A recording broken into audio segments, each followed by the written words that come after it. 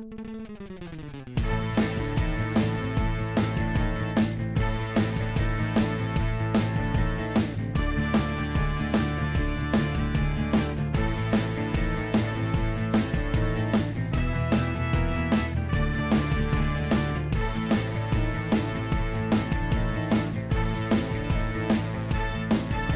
to the July 2025 pre-orders episode of the Campus Comics Cast as we go 100% digital with our comic recommendations. I'm Scott Reed and I'm joined in this episode by Mike Atchison. All right, and I was going to have this clever segue about the demise of the Diamond catalog, but a more serious and definitely more important thing occurred yesterday. So as we record, it is July 1. And that was the announcement of the passing of one Jim Shooter. I first saw it pop up on Facebook from Mark Waid. So it was kind of a little bit of a surprise. I didn't know he was having major health issues. So it was kind of a really big surprise. And then like somebody else later on posted a photo from like the last 6 months where they'd actually saw him at a convention. And you could tell from the photo that he was obviously not in particularly good health. So I was not expecting that announcement yesterday. So Mike, you have any initial thoughts on the passing of Jim Shooter? I wasn't aware either that he was sick at all. I met him 2 years ago at Heroes Con. I mean, almost to the week. It was like mid-June of 2023. And I got to talk to him quite a while because there wasn't a huge line, and he seemed hale and hearty then. He did not look like he had lost any weight. He looked absolutely fine. So maybe the cancer hadn't been discovered particularly yet, aggressive or maybe, at that point. Yeah, right. Yeah. So I had always sort of heard, how it is with creators or actually anyone in the public eye at all. The saying, you don't put your heroes on pedestals, or you don't want to meet your heroes all the time because they might disappoint you. And he, you'd heard some of the stories about him being pretty tough to work for. However, he was just completely fantastic with me. He let me ramble on about the Fatal Five, the villain team for the Legion that he created. He signed a couple books for me, and yeah, it was a really good conversation. You really wish that you could record some of those conversations. Of course, that makes it awkward if you do that, but it was a lot of fun meeting him. And I did see him at the hotel bar later on that night. He was with some other comics people, I guess, but it was cool. But he was really an icon in the industry. And like Mark Waid says in his write-up, that the guy actually, his first work that he submitted was when he was 13 years old. And yeah, just an amazing career, and he will be missed. Yeah, I mean, whenever I guess he was dismissed from Marvel and then, of course, went over and started Valiant, it was really kind of the first time another publisher had really put a whole lot of pressure, I feel like, on Marvel and DC, because he was bringing in big names over to Valiant. I mean, obviously with people like Barry Windsor Smith, working on, what did he work on, Eternal Warrior or something like that? Or was it Exo-Man of War? I don't remember. Or both, or I can't remember, but he had all those. He brought kind of back to life all of those Gold Key heroes like Dr. Solar and Magnus Robot Fighter, and then with the creation of some more, and then after Valiant, he went to Defiant.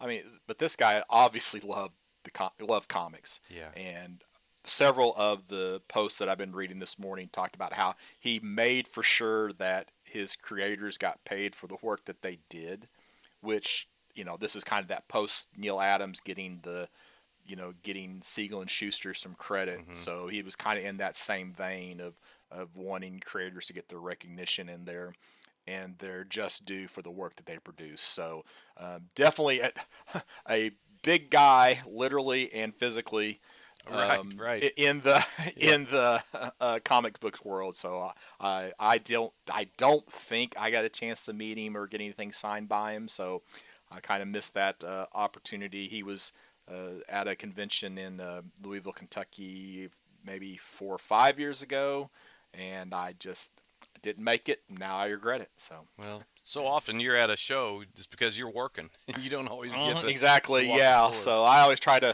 to make it to, at least the bigger creators that are there. So, but never, as far as I remember, got to meet him. So, Yeah. Well, all right. So, also, if you hadn't heard, the Diamond Previews physical catalog is no longer being published. So you can only get previews online through the Pullbox site. And also, we learned this morning that the Marvel version, digital version, is no longer available on the previews site. So that's where I often was getting my Marvel catalog, but I hadn't the last couple of months because I've been pulling Marvel out of the panels, Penguin Random House panels book. So I didn't realize that the Marvel catalog wasn't digitally available on the preview site anymore. And then one other thing publishing related is, and I keep bringing this group up, Filbo Publishing. This is the group that is going to be publishing Billy Tucci's Crusade Entertainment books. So anything she will be coming out of here. They also have Zenoscope.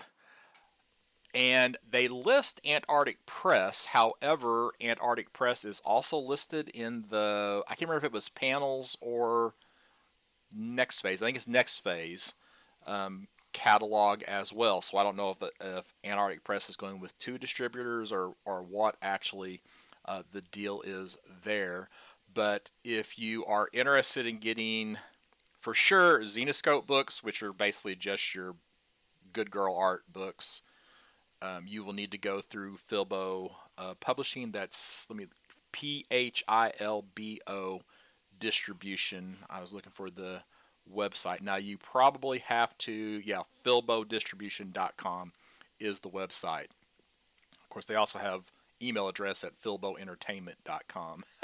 and this is kind of embarrassing for them, but one of the guys' personal contact information has a yahoo.com email address. So they probably shouldn't have put that in there. But anyway, so if you're wanting from those, for sure, Zenoscope and possibly from Antarctic Press, you'll need to work through this third distribution option. And then, of course, always keep an eye out on Kickstarter. So I want to, one comment from a couple episodes ago. I think it was actually the last previews episode. Mike, you went on a tirade, not really, about how many colons can you get into one title. And Eric at Longbox Review has your back. So he is 100% with you on the excessive number of colons in a title. I wish I could remember the one time I actually seen 2 colons and a dash. And I wish, because that was the most I'd ever seen, and it just drives me crazy. It's an automatic no for me if they do more than 1 colon. And then this is just a side note, mini rant from me. So that apparently in June there were some changes to rules for RSS feeds. I'm one of those people, like for our podcast, I don't want to pay somebody else for creating our XML file. So I'm hand keying our XML file for our RSS feed. And some things happened that I wasn't aware of. So one of which is that the categories on iTunes had been changed. So what that means is that I had to go through and adjust the categories. So I don't know if we weren't showing up because we had a wrong category. But I think I have that corrected. What happened is on YouTube, I started getting emails that our feed wasn't being updated. And it was like, so I thought, site's down. So I checked the site. I went to NewsBlur, which is where another site you can use to pull RSS feeds. It didn't have any trouble with our RSS feeds. My app that I pull down all my podcasts, it could still see our RSS feeds. So it's like, okay, what's going on? So what the actual issue though is when you, on your RSS feed, if you have keywords, which is to help people search for and find your podcast, well, that now has a maximum length of 255 characters. And apparently I was putting in more than 255 characters on the keywords, and lo and behold, YouTube started spitting out errors. So anyway, so if you are someone who manages your own RSS feed and happen to be listening to this, just know that the keyword limit has changed, and you might need to adjust your keywords down to less than 255 characters. So, okay, enough of that nonsense. It's good to You know. ready to talk I mean, about next phase? I think it's always good to know how things work in the behind the scenes sometimes, because Uh, there's quite a bit to it. I don't know. Sometimes you don't want to know how the sausage is made, Mike. So, Yeah. and this is one of those cases where everything was working fine until it's not, and it's just like, and then it's like errors for like the last 15, 20 podcasts that I had to go through and adjust. Oh my so gosh. that, so it wasn't, once I figured out that it had fixed it, then it was okay. But, and just another side note, I have one of the caching services in front of my website because my content doesn't change that often. But the downside of that is whenever I updated the XML feed, I had to wait a while before I could actually go and check it because it was still showing the old XML file. Which also, one more thing, if you need to have your XML file validated, this website saved my bacon 2 days ago. This is from W3C, the World Wide Web Consortium. But they have a markup validation service where they will go through and check your XML file, and it is just validator.w3.org. So you can put in just the web address to your XML file, and it will tell you if there are any problems. You can also save your file local and then upload it to this, and they will check it and tell you what line numbers you have any errors on so that you can go in and fix those problems. Yeah, so just validator.w3.org for anybody who is as masochistic as I am and does this on their own. So I'm just the opposite, apparently, folks. But he does. yeah. But Scott does it for both Campus Comics Cast and the Roadshow. So I've got a free ride here. Yeah. So I fixed your feed as well, Mike. So just FYI. Oh, great. Thanks. So yeah, because we were actually getting errors for both feeds, so I went ahead and fixed them both. So okay, now let's go to next phase. All right. Whew. I actually don't have anything until page 35. Well, I mean, practically at the very beginning of the book, in a new publisher's area in the book called Abrams. Or at least I think they're new. I haven't seen them before in Next Phase. So they have yeah, they haven't been in Next Phase before, but they obviously were in Diamond. Yeah. Okay. Well, they're right at the beginning here, and the first thing that caught my eye is on page 4. It's called The Wizard's Guide to Magical Experiments, and it's something I think my 11-year-old granddaughter would really like because she's in this really huge Harry Potter phase, and this thing, it gives little experiments for, just hopefully nothing that'll burn a house down, but just little experience to do magic tricks. I remember being around that age and thinking I wanted to be a magician, so I might pick this up for her. I saw that too. I thought it was kind of neat, but I don't have anybody younger that to buy that for anymore. So, what's your next thing, Mike? It's yours. You go right ahead, though. Okay, expecting the unexpected original graphic novel because everybody needs a comic book written by Ronda Rousey. I was like, where do I know that name from? Why do I know that name? And now I know. So former MMA fighter. I think what's more interesting is that it's actually drawn by Mike Deodato. And I was not aware that Mike Deodato was a black belt in some form of martial arts. But this is basically a romantic comedy about an assassin with a fake baby bump. So yeah, that was my favorite part. That she hides her weapons in her fake baby bump. Yeah. So 168 pages, $18.99. Mike Deodato drawing Ronda Rousey. So I'm probably not getting this, but it's not because the art's bad. Yeah, it was definitely notable. That's why I had it down too. Yeah, and there are several preview pages of the art and the fight sequences, and they make a big deal about the choreography of the fight sequences between, Ronda Rousey, helping lay those out, and Mike Diodato being a black belt, knowing how to draw them properly so they look really good. Yeah, yeah, it's a good So yeah, artist, and we'll see how hmm she transitions from the ring to the page. yeah. Well, I you'll have to tell me because I won't know. But apparently she's written something else before. Mm, I thought, where was that at? The fight scenes. There was something that this wasn't her first time writing. Um, yeah. oh, graphic novel from the New York Times best-selling author of Our Fight. So I'm Oh, assuming, okay, yeah, yeah. okay, So she's, I don't know. I assume that's a book, but yeah. there you go. Now I'm not till 100 now. Here we go again. You go right ahead. Okay. Oh, wow. Okay, so we're inside of DC. So Yeah, are you on 100 as I well? am. Okay, well, DC is your baby. I'm gonna let you take this one, Mike. Well, it's sort of a negative Nancy type comment. Oh, I'm not getting this. I mean, DC's going all in on they're turning into the new Marvel with a new Batman #1. They're restarting the sequence of the numbering of the issues. I have no patience for that. And plus, I'm not the biggest. People might just you know come after me for this, but Jorge Jimenez is not the style. He has some good work, but I just don't like the style. Those real angular, pointy uh, hmm facial features. And there's other artists that are the same way. That for that reason I won't get, like John Timms. I won't get Aquaman because I simply don't like the art. So yeah, it's Matt Fraction though, so yeah, I think it'll probably be a good story, and maybe I can read it on the app, but I'm not buying this #1.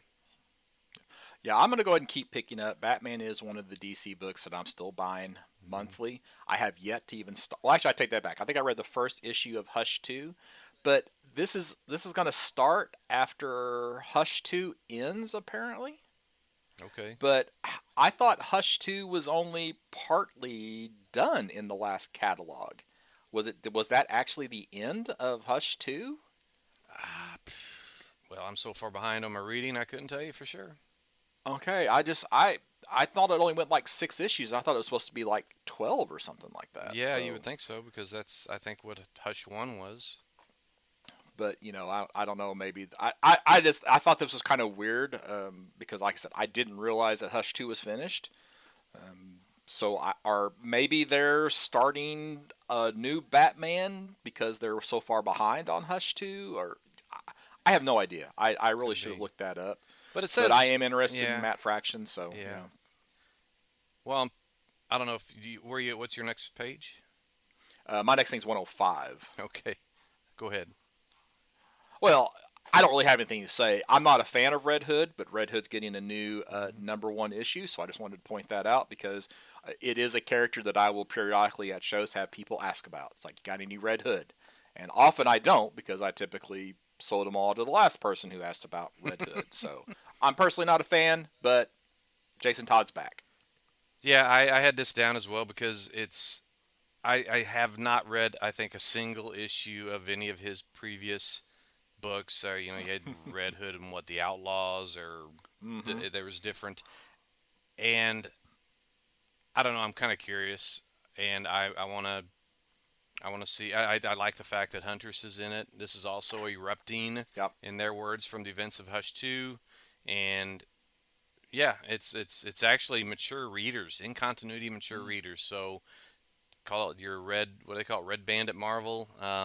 maybe. I don't know the Yeah. writer, Gretchen Felker Martin. Mm-mm. Jeff Spokes, I do know, is doing the art. I like his stuff, so I think I'm going to give this a try. We'll see how far it goes, but if I'm not getting the Batman, I guess I'm making up for it by getting Red Hood #1. Red Hood, yeah. Yeah, Yeah, if this had been a Huntress title, I would have been more interested in picking it up than it right, being a Red Hood title. Even though Huntress is in it, but if it had been named Huntress, I possibly would have picked it up. right. But I may try it on the app, but I'm not going to get a physical copy of this. Yeah. So then I'm at 120. All right, at 113 we have Superman #30, and this continues the Legion of Darkseid storyline. It's got Booster Gold on the cover, bearded and kind of ragged looking. I don't know what's going on there, but it's all part of the same storyline. It's got Dan Moore on the art, Josh Williamson writing, and I'm gonna try to. I haven't been picking up Superman, but with I think it was last month where it was the first issue of this story. I'm gonna keep Hmm. getting it. I'm not sure if it's crossing over into anything else, but I'll have to pay attention I to think that. they would tell us. I They think they would would, tell us yeah. if it were crossing over. So I think it's standalone. So I can't remember if I actually ordered 29 or not, or if I just thought, oh, I'll just read it digital. But I had to make a note to remind myself to check and see if I Yeah, was getting this physical or not. yeah, I So did order it, so we'll see. I'm Uh, still on 120. 117. Let's see. All right. It Wonder is Woman. Wonder Woman 25, and these days 25 counts as a big anniversary issue, and it's featuring I think a new villain called the Matriarch. Um, One thing that caught my eye, it's because it's oversized for being an anniversary issue at 40 pages. Is only $5, so that's not that common, and it's still being written by Tom King with art by Hmm. Daniel Sampere and maybe with a little help by Jorge Fornes. So all of it's good. I'm continuing to enjoy this title, Hmm. and I'm interested to see how the matriarch plays into the previous villain storyline, which was the Sovereign. I Yeah. have to imagine they're related. Yeah. No, this has been a really good series. I am enjoying it. Yeah. So, and hey, there's a Mark Spears cover. Oh, there is. Yeah. Yeah. Oh, Uh, Spears. He's up there now. I might have to get that extra yeah. one. That's a cool cover. So I'm good to 139 now, Scott. Okay. All right. So 120. I just going to say that it appears that our discussion of New Gods was very timely Mm-hmm. because of the fact that they list here in July through September 2025, we have the Legion of Darkseid storyline running through Superman. So, and you have for fall of 2025 just an Omega symbol. And you know what that means, So, yeah, I or we wonder think. what that's all about. So, Yeah. so yeah, so I just want to throw that out there. We were very timely for once. Yes. We complete happenstance. That's right. So, then I'm on 128. Okay. Oh, okay. So 128, we have YA. Oh, the final issue of the multiple colon title, Batman colon, the long Halloween colon, the last Halloween, issue 10. So this is the this is the final issue, wrapping up the Jeff Loeb story. I've not been getting this monthly. I probably should have, but I didn't. So my plan is to read this in the app and go that route. So Now, did we cover the Long Halloween on a previous episode? I believe we did, didn't we? we talked about it at one point, Yeah. yes. So Yeah. I can't remember um, when, but that is something that some of us at some point covered. So Yeah. 134. Okay. All right, so 134, just continuing the new history of the DC universe. Once again, we do not get to see the legacy variant, which is a big disappointment because the previous legacy variants were really, really cool. But this is the second month in a row that they don't give us a preview. So I am ordering the legacy variants blind, hoping that the quality holds out for the remainder. Yeah. And I can't remember if that's a six issue or unless this is the final issue of that series as well. Yeah. This is the final issue. Yep. All right, and then 139. That's what I got that down. Yep. I'll let you go. Well, I mean, this I'm a big fan of King Arthur stories, and this is one that's geared towards kids. It's by Tom Taylor, and it's called Children of the Round Table, or the acronym is CORT, CORT, and it's a 40 pages long for $4. So it's basically you've got for centuries an elite force known as the Camelot Corps has protected ancient secrets waiting for the day when these myths are needed by that world or by the world. That day is today, and it's basically sort of a kid's version of Once and Future King, not the Gillen book, but the Yeah. whole idea that the king comes back whenever he's needed. So yeah, I'm definitely getting this, whether it's for myself and if it's too kiddie, I'll give it to my grandkids. Yeah, and it's written by Tom Taylor. Yeah, right. Oh, and I don't know Danielle D. Nicuola, but it seems like appropriate type art for this, but yet Hmm. still appealing. Yeah. Yeah. Yeah, I would. I'm probably going to grab it myself, just in case it becomes something bigger. So, and I think I'm done with the DC section. I am as well. All right. So my first thing is on 199. Okay, I've got on. Yeah, I'm not until 213. Okay, so 199, we have the issue number 7 of Mark Spears Monsters. I actually thought this was just going to be a 6 issue series, but apparently it's doing well enough Yeah. that it is going to become an ongoing until it is not. So Mark Spears Monster issue number 7, it's a Keen Spot slash Execution Posse Holding title. It's easier to say Keen Spot. So I probably will just continue to say Keen Spot.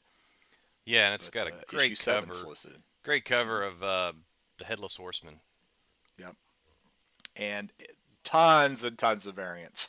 Right. there's like one of like the monster illustrated type covers. That just has like the Frankenstein's head, and then Mm-hmm. there's a Halloween homage cover, and so yeah, lots of variant covers. Then I'm at 213. Yep. Go ahead. All right, go. You go ahead. Okay.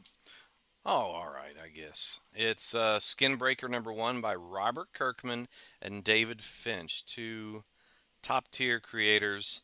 And I don't know much about this. It's they say it's for fans of the Invincible universe, Battle Beast, and it looks sort of a barbarian type fantasy Mm-hmm. story. Based these people are fighting for survival, and the Skinbreaker is basically a sword that is carried by the hero of the story. So if it's got Kirkman writing, I think that's worth a look. Mm-hmm. Finch, I can take him or leave him. Sometimes some of his work has looked sort of stiff and Yeah. not real animated, but I'm willing to give this a try. Yeah, I'm definitely going to be picking up some copies of this. I am concerned about David Finch being able to keep pace for a Mm, monthly yeah, book. That's probably my bigger concern. Um, I think some of Kirkman's stuff's been better whenever he can have an artist go for a long time on a series. I mean, when you look at Walking Dead, with Charlie Adler, and then hmm Invincible with Ryan Otley. So I don't know that Finch will be able to stay with a book for 25, 50, 100 issues. right. Um, so that kind of concerns me. But, Mike, are you going to pick up the Treasury Edition version of this book? Because it's 10 by 14. I know you love those giant comic books. I'm. That's a tough question. I'm probably going to avoid it. It's Oh, I just you know I, they're getting it to be it's getting to be sort of a trope now instead of now. Then again, I want them to keep doing this.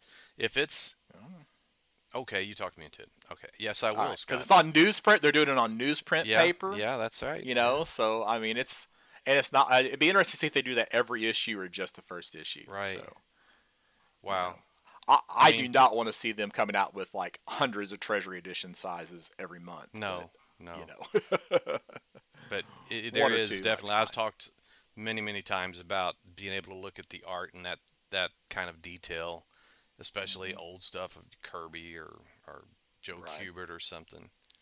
So yeah, okay. You talked me into it. Talk you into it. Okay. All right. And they got a few pages of preview art. Looks pretty good. Yeah, I'm on to 220. I'm not until 228. All right. So Good as Dead So this is a mystery story. A guy sets himself on fire on a bridge outside of the town of Port Linden, which I guess is the only way in and out of the town. And it basically draws attention to this town that maybe the attention is kind of unwanted. So I kind of like the premise of this story. Mm-hmm. However, I am not too enthused with the artwork. So while the premise sounds good, I don't know if I'm gonna be able to get past the art to actually order this book or not. Because they give you like 4 preview pages of artwork, and Mm-hmm. it's very independent, Mm-hmm. looking It artwork. doesn't This is look the only way. real. I mean, Yeah. the panel work is pretty bland. Mhm. I don't know. I haven't really zoomed in to really see if I like the pencils and the inks. It's sort of Yeah. dark. I mean, of course, the pages we're looking at, it's a nighttime scene, but Nighttime scene. yeah, Yeah. but I'm not. Yeah, So I'm not bowled over by it either.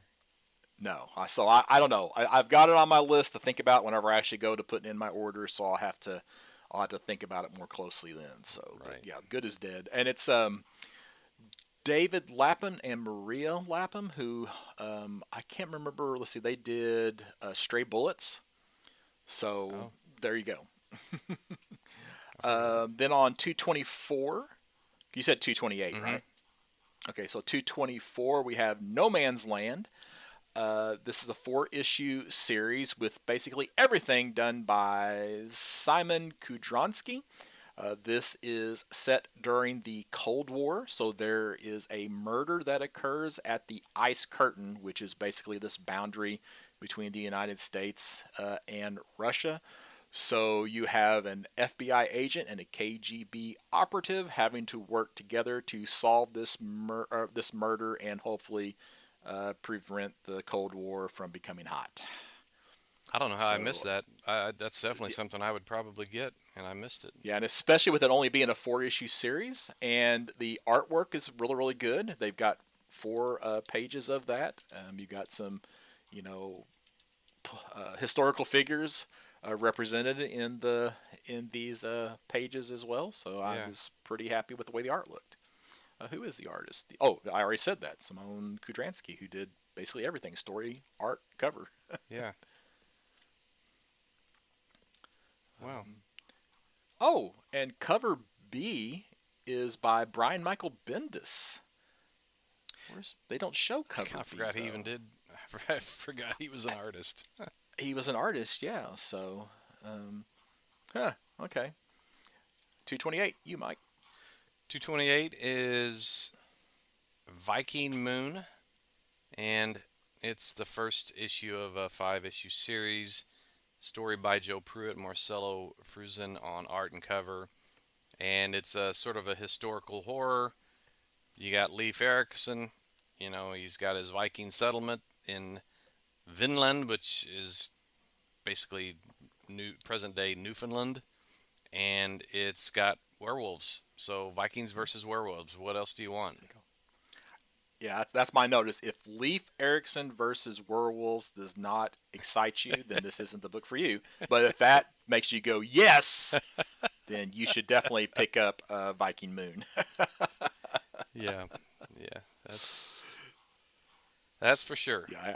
yeah, I had that down as well. So I'm on 252. Let's see. I've got on page 231, just a couple pages later. It's now I'm not great at picking up all the details to see if this is if this is just a reprint of a previous book, but it's the Department of Truth number 0, and this is a basically celebrating the 5 year anniversary of this title. Can't believe it's been that long, Yeah. but I'm actually going to be reading that first volume soon for an episode of the Road Show, and it's got James Tynan IV and Scott Snyder on the story, Martin Simmons and Joshua Hickson on the art, and I don't know if this is going to basically be, you know, where it's going to be in the timeline of the overall story.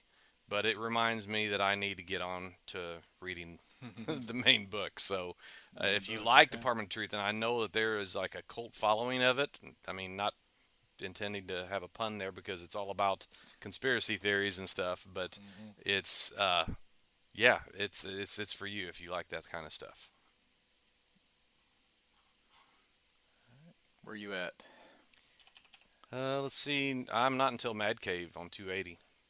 Oh, okay. So I've got one. Okay, I just think this is worth pointing out. I didn't realize it didn't feel like it was that long ago that we were talking about Spawn 300. Mm-hmm. You know, because Spawn was crossing that milestone, and Spawn is now soliciting issue 370, which is just crazy to me. So, yeah, It's I just wanted to point that out. I just thought that was pretty impressive. We'll be talking about 400 here pretty soon.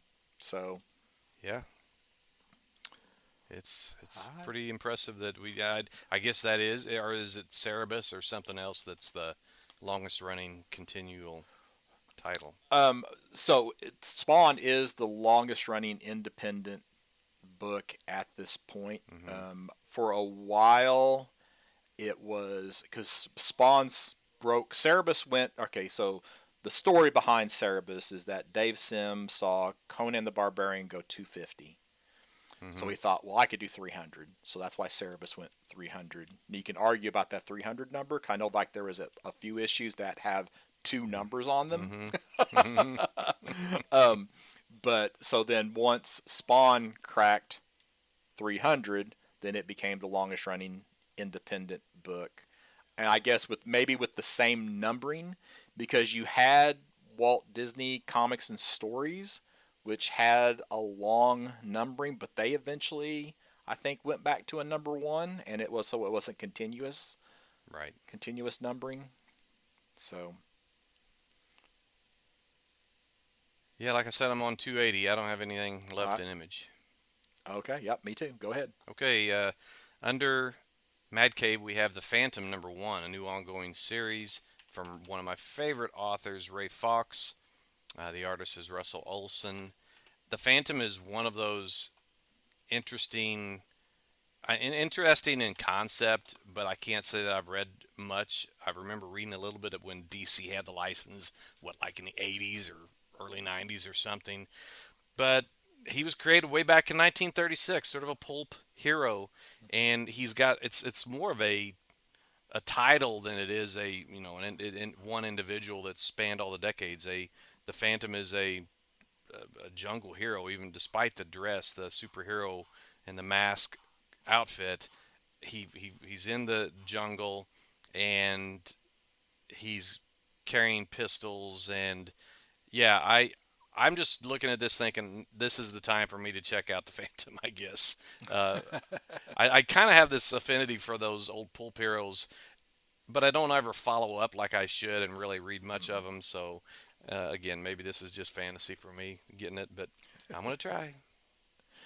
Yeah. Now internationally there's something called Frews, Frews, and I thought they were still publishing the Phantom. Oh, I don't know if that was new or maybe they stopped in the last few years, or if this is like a U.S. distribution versus international. Or of course, you can have. Yeah, the Phantom's probably public domain at this point anyway. yeah, I I would think he say. is. Yeah, yeah, So I guess anybody can do a Phantom story, right. but Well, there's not like Phantom's not been being published for forever. So right, right. then on 284, if you were a fan of Speed Racer, you have a title that's kind of in the Speed Racer universe, which is Racer X. So just a tie-in, just a number one, just pointing out that one. 1 out of 8. My brother and I, when we'd pretend we were speed rate, he always wanted to be Speed Racer, and I always wanted to be Speed Racer, meaning the other one had to be Racer X.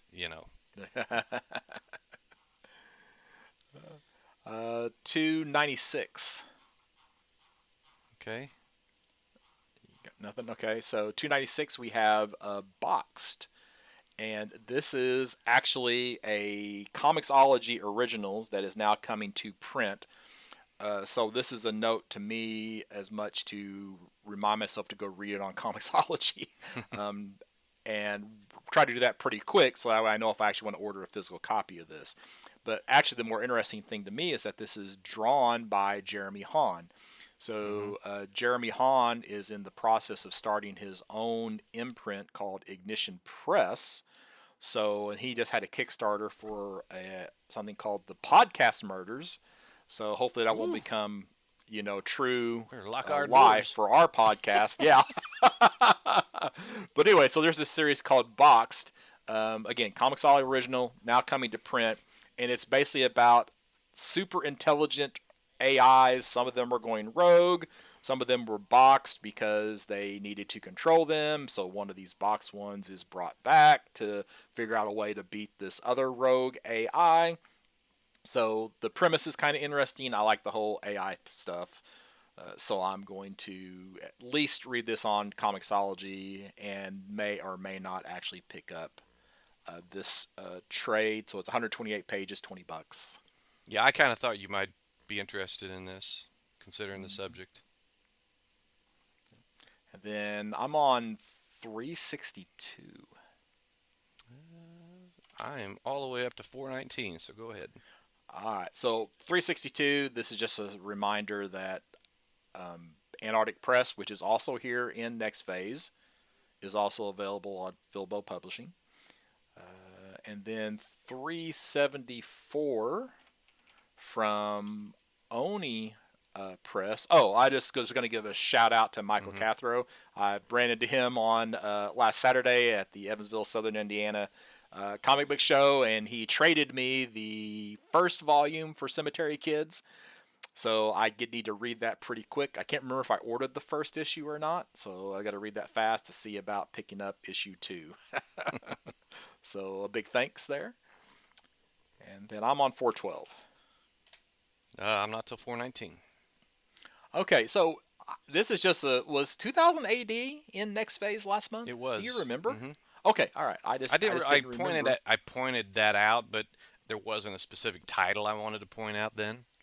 Okay, all right. I just didn't know. Now I was surprised though to read that they have this little letter here on page 412. It's like Galactic Greens retailers next year sees the highly anticipated release of Duncan Jones' Rogue Trooper movie. So apparently Rogue Trooper, which is a long-running 2000 AD title, is getting a film treatment next year, which I had not seen anything about that. Wow. Yeah, me either.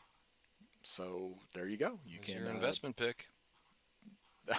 Well, the investment pick would be go back and get the first appearance. Oh, true, Rogue, not these, not these. Not these? Oh, okay. Not these. Yeah, no, you don't. You don't. That's why I'm broke, folks. That's why I'm broke. And then I'm in Titan, which I have the wrong page number down, so I might have to find it. I do have one thing. On 419 under 2000 AD, or at least I think it's also called Rebellion as sort of an imprint, but it's called the Masters of British Comic Art.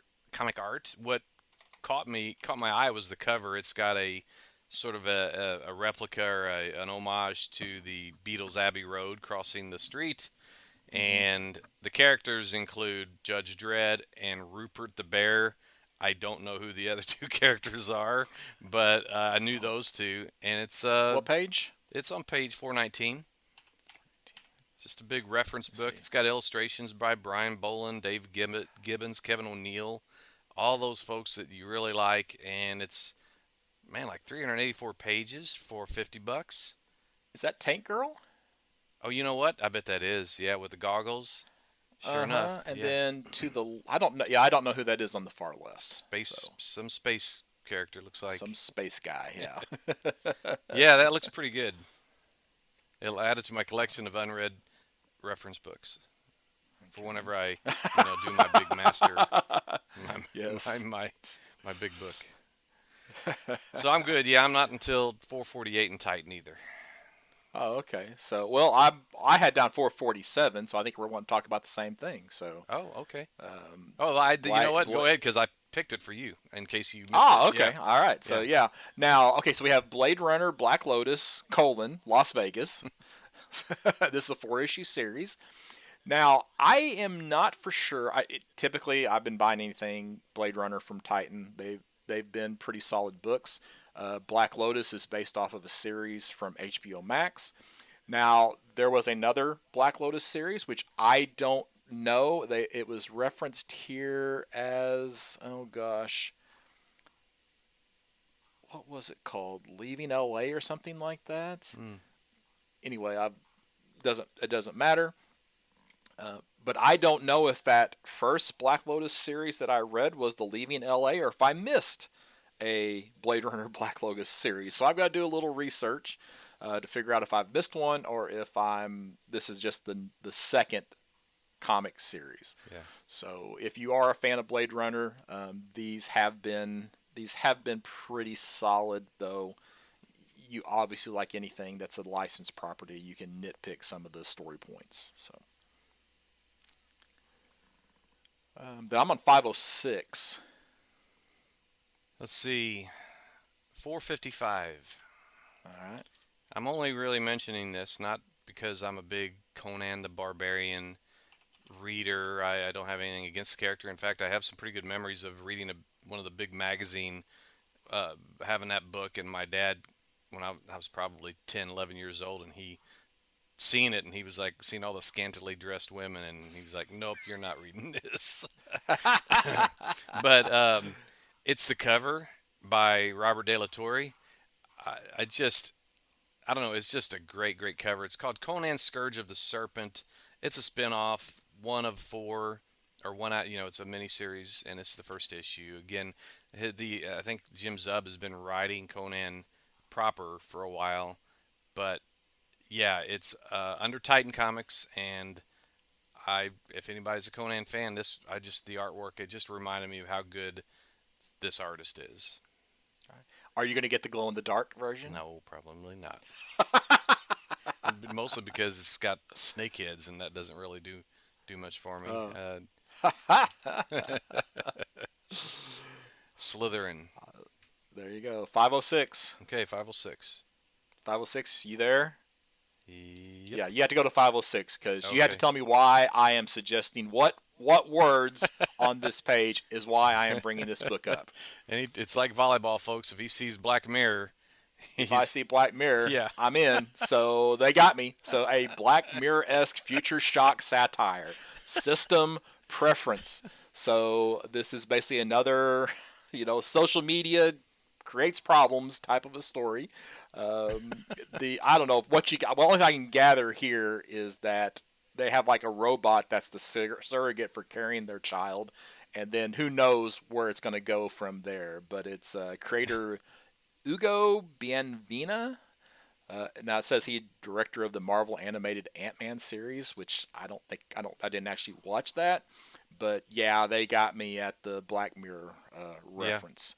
So yeah, it says the author is a director of a film called Arco, ARCO, which was launched at the Cannes Film Festival. So that probably gives a little bit of credibility to the person. So I'll probably give it a shot. See what happens. Yeah. So, all right, I got a couple more here. I'm at under tomorrow's. I got to give my obligatory plugs for them. On page 521, we have the first comics companion. It's sort of highlighted on the first part of the tomorrow's section, and I do remember as I was a teenager and early 20s in the 80s, and was I remember reading some of those first comics, some of those independent books, Pacific Comics or Comico or whatever, and I remember American Flag in particular, and he's on the cover here, so by Chaikin. So I may have to get this. It's $35 for 160 pages, and I'm telling you, it's just all these books are going to pile up until I can actually retire and read them all. And then They need to do audiobooks of those things, so I would then listen to them. Oh wow, no kidding, yeah, yeah. The next page is I don't get every issue. I sound like one of those Dos Equis commercials. I don't get every issue of Alter Ego and Back Issue. But when I do, Yeah, Back Issue magazine. But when I do, it's got a cool character like Gorilla Grodd on the cover, and that's who's featured here. It's the Monkeying Around issue, featuring Simeon favorites. I mean, this is like fodder for what did we do last year? Jail April. Jail Ape roll, yeah. Yeah, so characters like Gorilla Grodd, Gorilla Man, King Kong, Angel and the Ape, and more monkey business. So this is a must-have for me. All right. Yeah, All right, so 532, this is when you decide you're going to start collecting something, and it's books like this that make you regret it. So I decided that I was going to start picking up volleyball covers, and what do we have? We have the Sean. You know what? I was just scrolling, and it just You must popped have some right there. AI search engine that you type in the word volleyball, because the images I do a search and see volleyball, and volleyball is not in the catalog anyplace, but unfortunately I saw this. So we have not one, but two volleyballs on the cover of the Shantae swimsuit special #1 from Udon Entertainment. So unfortunately, I will be ordering this. The downside is that I don't, or maybe it's the upside. I'm going to be getting the B cover because it has volleyballs on the B cover. The other covers do not. I'm going to hope and pray that there is not any volleyball images on the interior of this book, so I don't have to get the rest of them. So otherwise, I'll order them all. This just cracks me up. It's the 2025 Shantae swimsuit special. Swimsuit special #1 manga. Yeah, I have some other swimsuit specials in my volleyball collection. I bought a collection from a guy. He had several, fortunately, so I didn't have to order them. But unfortunately, I'm going to be stuck ordering this one. This is actually even worse than having to order the Archie one last month. You're captive of your own. Maybe I just need to forget about it. Say, nope, I'm done. I'm not going to do this anymore. I don't know if you or can do I it. could be like, it has to be superheroes or something. Oh, there you like go. that. You could tweak it. I could tweak what I collect. So that gets me out of all the manga, gets me out of all the Archie.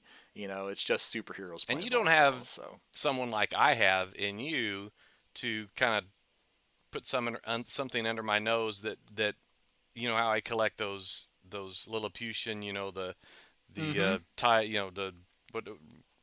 not Oliver Twist, Gulliver's Travels. Gulliver's Travels, yeah. And this one of the Phantom.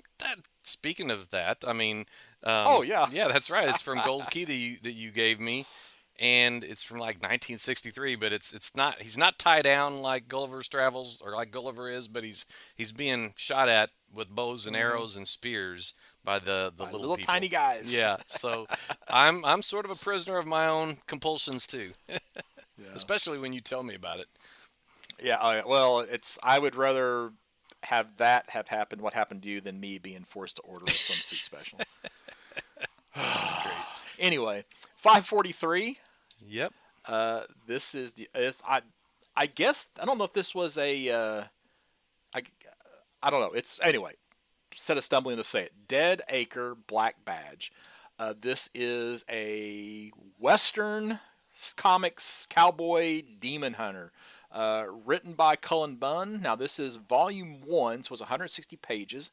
I don't see anything that says that this is a reprint. It just says Cullen Bunn and Riley Brown adapt USA Today bestseller Rhett C. Bruno and Jamie Castle's smash hit #1 Audible bestseller, the first book in the Black Badge series. So I guess they just go straight from a book to a graphic novel. This is volume 1, 160 pages, full color. And there's been a couple of Western comics like Ain't No Grave and Falling in Love on the Path to Hell. That's not pure Western, that I've enjoyed recently. So we kind of have this supernatural Western story. I'm going to give it a shot, I think. I'm gonna see what it's like. So I'm going to pick this up and hope that it's good. So I'm quietly becoming a fan of Western comics. So. I kind of picked that stuff up myself, and I had this down.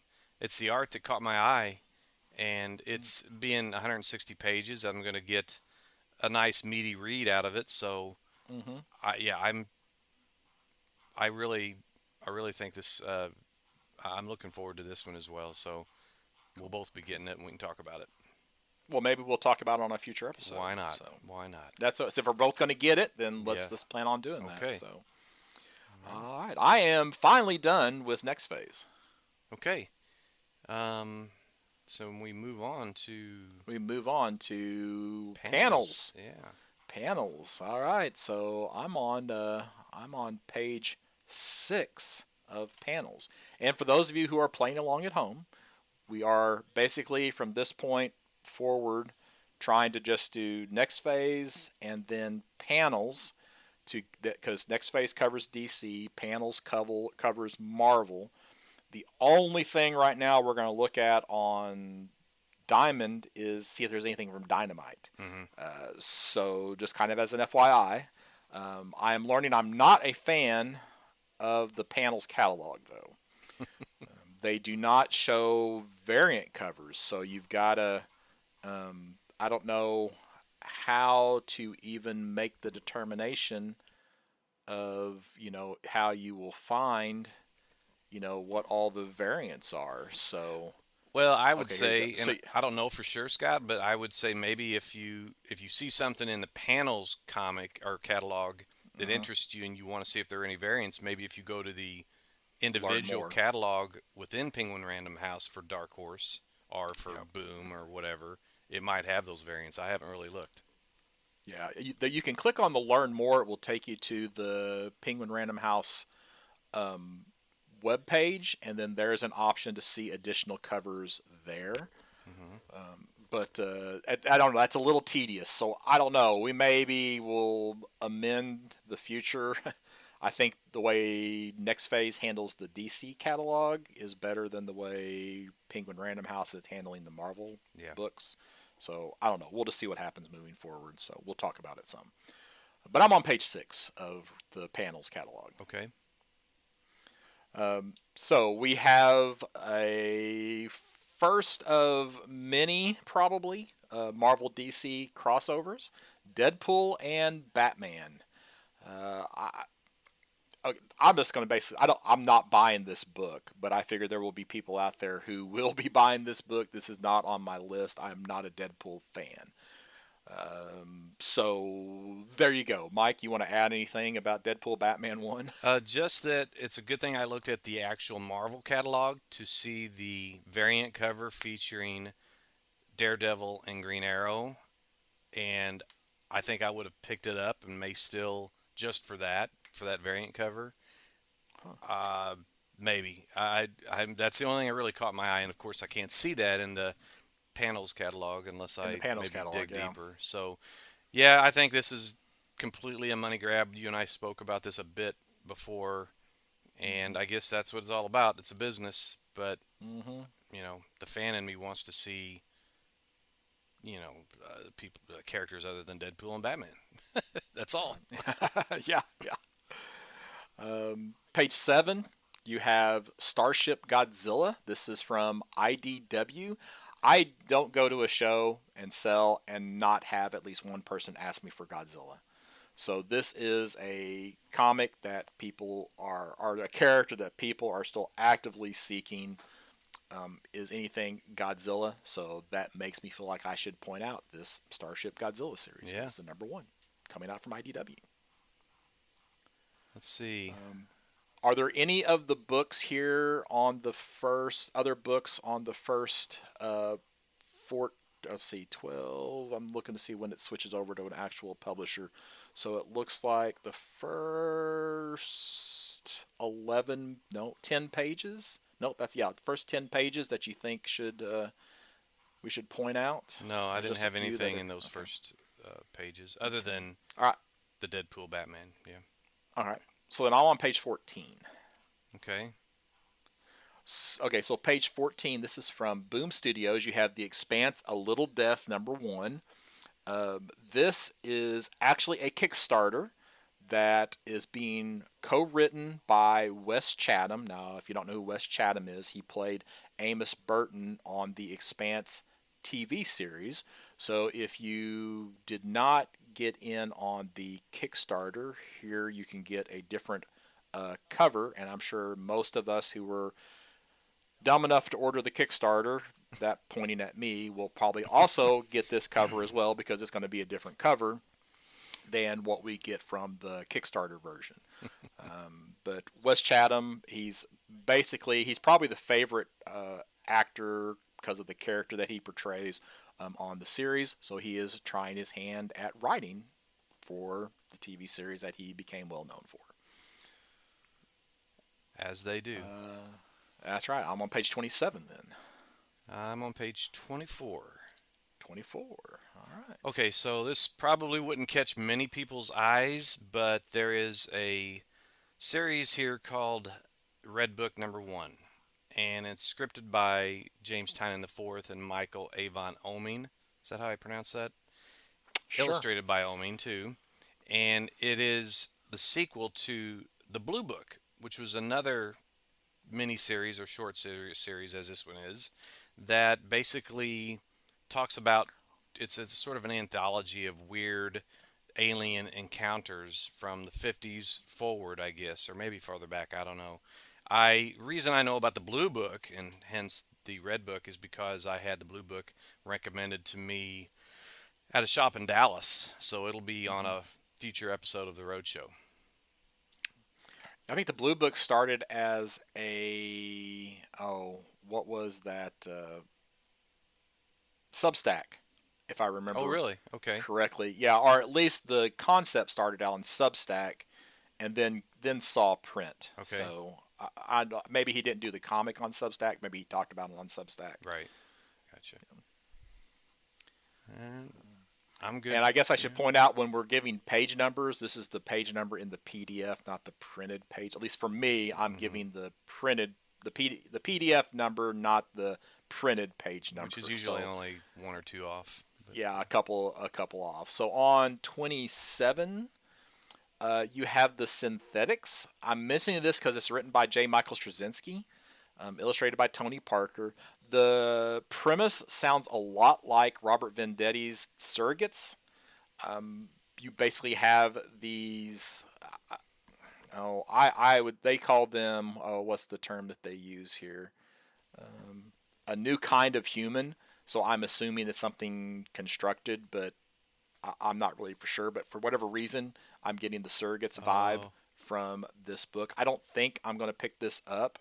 But a lot of people are big enough fans of J. Michael Straczynski, they want to know when he has a new book out. So yeah, there's the last sentence in that solicitation says, "Are they angels, devils, or the latest iteration of a Frankenstein's monster?" And when you're kind of describing this synthetic creature, reminds me of a Piers Anthony book series called "The Incarnations of Immortality." And where a lot of the creatures or whatever, angels and demons, were actually, they were synthetic. It was very sci-fi bent, but now that has me interested a bit. Okay, I'm good until 77. No, 38. Oh, sorry. wow. You said 38? I said 38. Okay, go ahead. Oh, you can talk about this if you had it. I got to remember why I'm bringing it up. Oh. Twilight Zone. Yeah. Oh, this is Twilight Zone?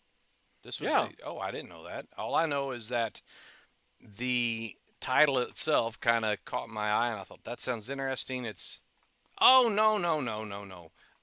No, I'm not looking at the Twilight Zone. I'm looking at the one to the left of it, which is actually issue 3 of Beneath the Trees Where Nobody Sees the Rite of Spring. And it looks creepy enough and interesting enough that I might have to go back and find the first 2 issues. In fact, I thought where I seen this earlier in the whatever publisher this is. What is it? Is it IDW? IDW. Yeah, IDW Dark. Right. So in the actual catalog I was looking, the PDF catalog of it, I seen more images and it really caught my eye. It compared it to if you put like David Lynch with Disney or something like that. I can't remember what they said, but it was, you get the contrast. Hmm. But no, go ahead And with, it's yeah. anthropomorphic is Yeah. one of the things that's about it. Yeah, Yeah. So serial killer if you bear it looks like, or something. I don't know.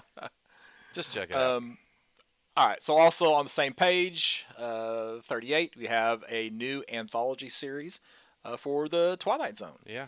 Dan So Waters. return to the Twilight Zone, this all new anthology series featuring stories by some of the best creators in comics today. So I can sometimes be a sucker for an anthology. Hmm. So, and then when you have one with the name Twilight Zone, that doesn't hurt. Sure enough. All right. I think we're in the Marvel section. I'm at 42. Okay. You got anything before 42? Uh, I do, but you go ahead. It's your turn. Okay. All right. So one of Jim Shooter's most successful projects ever at Marvel was Marvel Superhero Secret Wars. And that brought about Battle World, where the Beyonder pulls all of these various pieces of Earth into Battle World so the heroes and villains can kind of fight it out. So I think it's very appropriate that we now have solicited from Marvel Battle World #1. So here we have a return back to Battle World. So let's just say that Marvel for once was prescient, Mm. and they are soliciting this book the right time, just as a memorial to one Jim Shooter. Yeah. So Battle World #1. Well, There you go. my first reason for having that down was, of course, when I picked it, Jim Shooter hadn't passed. It was Right. because Starbrand was on the cover, and Oh. I was always interested in that character. So, but the whole idea is worth, I think, taking a look at. And now Mhm. with Jim Shooter passing, I think it just does add the impetus to get it. Yeah. So it's a multiverse type story as well. So Right. because that's the new universe Star brand, not the 616 Star brand. So Right. Right. so that's kind of interesting. Let's see, where am I at? I'm on 59. Okay.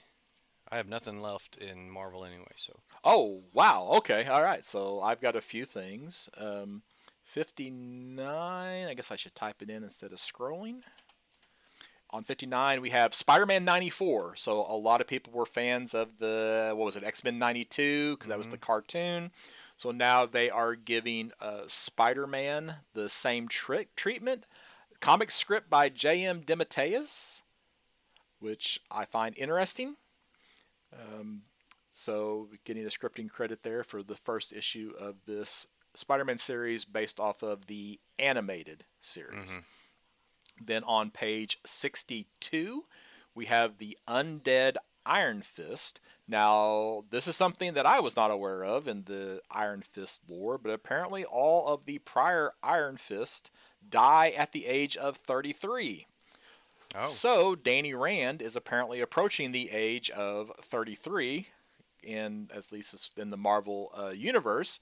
So he is now set on trying to figure out who is responsible for killing all of the previous Iron Fist, or if this is a false prophecy, or if it's going to become true. Now, I'm not familiar with the creative team on this.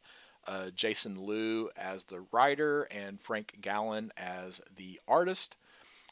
But it is giving me Immortal Iron Fist vibes, which was the Matt Fraction Iron Fist series. So I am very tempted to pick this one up. Yeah. It kind of catches my interest now, too. I remember seeing the cover in the catalog and liking that cover. Yeah. Have you ever read Immortal Iron Fist? Not a single. I might have read a Power Man and Iron Fist book. Okay. Well, I mean, no, there's a series actually titled Immortal Iron Fist written by I'm Matt not. Fraction. No. When you run out of things to read, that is one that you absolutely need to read is Immortal Iron Fist. All right. So just throwing that out there. All right. I'm on to Dark Horse, page 95. Okay, go ahead. My next one's not until 77. Oh, well, well, no. you're... Yeah. In my list, it was after because I was going by publisher, but by page numbers, it's before. Mhm. So, was Animal Pound by Tom King and Peter Gross, was that put out as a graphic novel or a trade previously? I Because have no it idea. seems like it's really behind the publishing of it in single issues, but this makes it looks like this is a new thing. So it's the collection of that Hmm. series, and it won or was nominated for multiple 2025 Eisners. It's basically it's a Tom King take on Animal Farm. So I Okay. remember buying. It's just issues 1 through 5. I remember buying the first issue. It was pretty dark. I didn't follow through with it, but maybe I got. I think it might have been a free comic book day book last year. Ah, okay. But yeah, that's what I Yeah, I had did. from I Boom. didn't remember this, so Yeah. Um. So yeah, I think. Oh wait, I got 85. Is that before you? yep. For me, I've only got one more thing. It's on 95. Okay. So from Boom Studios, also in on page 85 is the trade collection, a hardcover, I believe here, or deluxe edition, I should say, of Seven Secrets. I bring this up because it collects issues 1 through 18. I have the first 7 or 8 issues of that. That's a guy named Paul Hicks that I met in Heroes Con gave to me, but it's written by Tom Taylor, who's Australian like Paul, and we had kind of traded some things back and forth, and he gave me this series. So I well, no, I didn't think I even traded anything. He just gave it to me. I'm not sure why, but anyway, I have the single issues to read, but now it makes me wonder, should I also just get this collection because he really spoke highly of it, and it is Tom Taylor. And it's got that Danielle Di Nicuolo that we noticed in a previous book that we just talked about. And I can't remember. I think that was it the court? The Oh Children yeah, of yeah. Camelot? That's not. Yeah. Yeah. Hmm. What page was that on? This one here, The Seven Secrets, Hmm. page 85 in the digital. 85. Okay. I was gonna take a look at it. Oh, okay. Yeah, I vaguely remember this title. Yeah. Okay. Yeah. And then you said you had one more thing. What page was that on? 95. Okay, you go ahead. All right. So just the crossover that I guess everybody, nobody wanted or everybody wanted. I don't know. One of the two. But this is from Dark Horse, Masters of the Universe, Teenage Mutant Ninja Turtles, Turtles of Grayskull. So looking at a turtle with long blonde flowing hair is a little odd, but yeah. So you've got two very popular '80s toy line turtles and He-Man mixing it up here in the Turtles of Grayskull, written by Tim Seeley. Oh, yeah. Loved him on, was it Grayson? He and Tom Mm-hmm. King were co-writers. Yeah. Tom King, yeah, yeah. And Well, that finishes panels for me. I've got one more as well. So we have picked almost the same number of titles, I think. So Yeah. I've got the Great British Bump Off Kill or Bequilt. And it just catches my eye for a couple different reasons. First of all, I read the Great British Bump Off proper title, the first series or the first collection with Eric from Long Box Review and on an episode of the Roadshow maybe 6, 8, 10 months ago. And I'm a big fan now of John Allison and Max Sarin. It's it was great humor, great art by Max Sarin for the humor. I mean, the his facial expressions and his extra little tidbits in there are just fantastic. So I'm for sure getting this. I don't remember it coming out in. It did. It was issues 1 through 4. So maybe I've even mentioned this before. But the other reason I brought it up is that it's a play on the words "kill or be killed," Mhm. by Brubaker and Sean Phillips. And I'm actually going to be. I just finished reading that, and I'll be covering it on an issue or an episode of the Roadshow soon as well. That's all All for right, me. Pullbox. All Yeah. right, so Pullbox. I got one thing on Pullbox, Hmm. which is from Dynamite, the Blue Falcon, and Dynomutt. So I have fond memories of Blue Falcon and Dynomutt, though I am certain I would despise them if I ever went back and watched either of them. Lots of covers, and I assume I'm not the only person who has fond memories of these two characters. You got anything from Pullbox or anything else? No, I mean I do. I am sitting here looking at the Harley Quinn and Elvira crossovers. They're Elvira, issues yeah. 2 though, so I have no idea why they're in Dynamite section. But Mm-hmm. yeah, no, I don't have anything else unless you want me to just make Okay. something up. No, no. So Michael Cathro did send us a few additional recommendations, so I'm going to rapid fire these off because a lot of them we have already mentioned. So IDW, we got Starship Godzilla. He motes it's a Mecha Godzilla in space. Street Sharks, so that's a '90s cartoon. Teenage Mutant Ninja Turtles Casey Jones #1. I don't remember seeing that one, but he got a Casey Jones miniseries. He also mentions Twilight Zone #1 from Image. Basically the four that we mentioned from Image: Good as Dead, No Man's Land, Skinbreaker, and Viking Moon. He says, "Oh yeah, Vikings and werewolves, I'm there." So on the Viking Moon, I think that's a common phrase that all three of us use there. Yeah. Mad Cave, it's killed everyone but me. I thought I had that in my list, but I apparently did not write it down. So, a lone survivor from a summer massacre must face her past and catch a new killer. And man, I would have swore I had that on my list. I skipped it. So Supernatural, it's on page 294 in the catalog. So I'm definitely glad to have read that one off. And then Phantom #1 from Marvel. He pointed out the Alex Ross Timeless covers, specifically the Kitty Pryde cover, and then of course Battle World with Secret Wars. Hey, and he also mentioned Starbrand from the new universe. And then from Oni Press, Wild West Cowboys of Moo Mesa, which is part of that. I think it's one of those Nacelle-verse titles. Mike, did you say something about the First Comics Companion? Mm-hmm. Is that the one I that you did. said Yeah, that from was Tomorrow's? Okay. Yeah. He's right there with you, and he pointed out the swimsuit special volleyball cover for me. Uh, Now you got help. yeah, so that's yeah. Thanks. If I had missed that, I don't know. I don't know what would have happened. So all right, boom. The Expanse, Little Death, and The Last Day of H.P. Lovecraft. Apparently, this is an adaptation of a French novel. Dark Horse. He pointed out the new addition to the Hellboy universe, Captain Henry and the Graveyard of Time. And then there's a new Dungeons and Dragons series, the Fallback series, and The Guy in the Chair, a spy thriller where the guy in the chair falls in love with the spy. DC, Batman #1, Court, also Zatanna, or Zatanic Panic, which is a Zatanna anthology. Mm-hmm. Let's see. I think we talked about all of these other ones. Batman Second Night, Lois Lane and Batman in 1940s Gotham. I don't remember seeing that one. Yeah, I believe is that Dan Jurgens written? I think it I is. don't Yeah. remember. I guess I skipped over that. Yeah, I believe I and remember. he also Yeah. pointed out Mm-hmm. he pointed out the Mark Spears variant covers, and then from Dynamite, Chitara Worldbreaker, which is another Thundercats.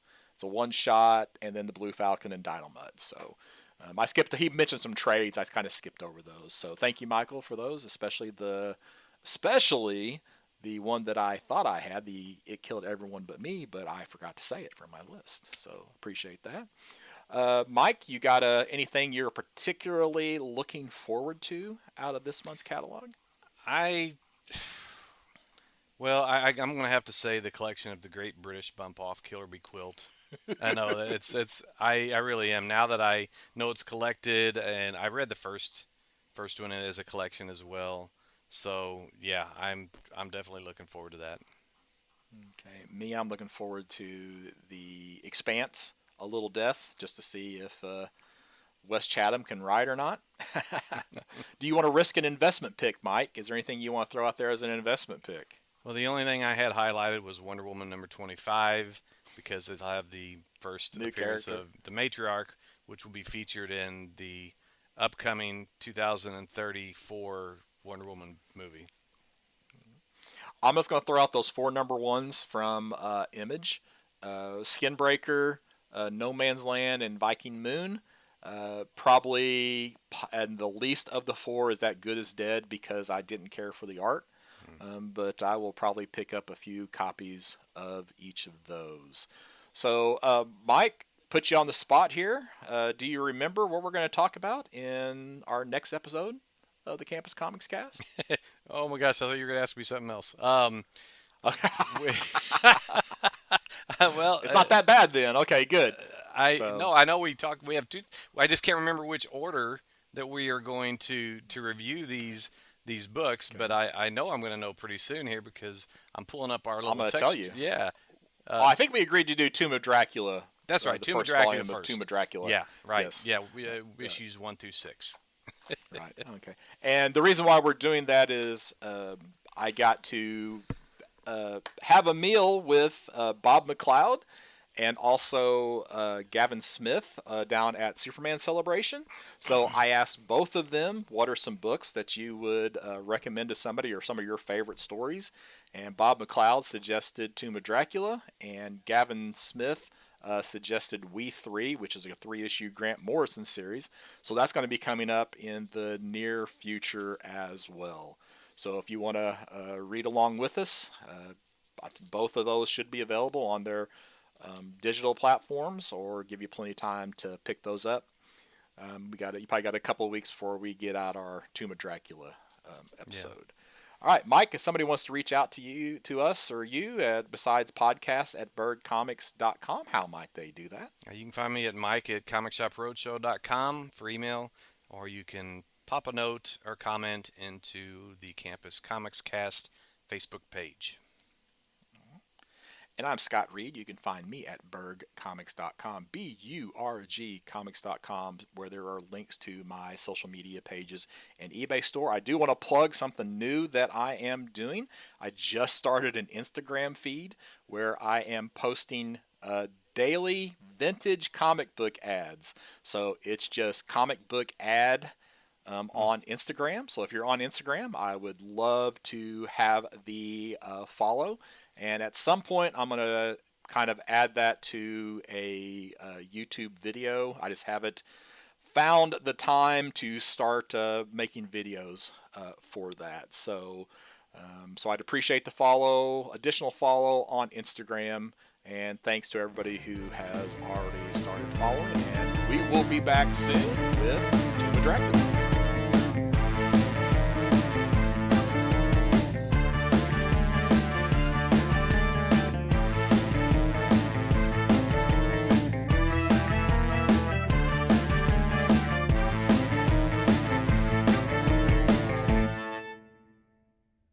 Was that hardcover DC annual book wasn't in that stack of stuff I gave you, was it?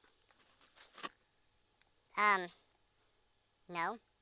Okay, No. or it is. I'll figure it out. No, oh, you mean like the superpowers thing? No, Yeah, the superpowers. the only thing was, that's not hardcover. Oh, I did get, I got, okay, so both of those treasuries I have, I'll give them back to you. I'll just give okay. them back. It's because the way they're titled, it's so hard to find. Mm-hmm. And the one, unofficial crossover, the X-Men 245, I bought it from, or you gave it to me, or I bought it from you before, so I have that twice now, too, Oh, so okay. I'll give that back to you. Okay. I mean, it's just, I didn't. Well, the one I gave you was the New Mutants one. you gave me both.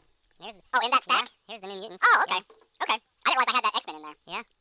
Okay. I forget which one was which, but that's the X-Men 245 is one I had already, or at least that's what The X-Men 245 is the Dominators. Right. And right. the New Mutants is Grimjack. Yes, which that's hard to find in there. I'd be like, I can't remember what Grimjack looks like. I don't get it. He's just a guy with like a beret, Like one of probably Corsair carrying type a gun. hats or whatever. Yeah. Kind of turned to the side, yeah. I didn't even look. I'm just going by what What Key Collector says or something, yeah. Mm-hmm. Good enough for me.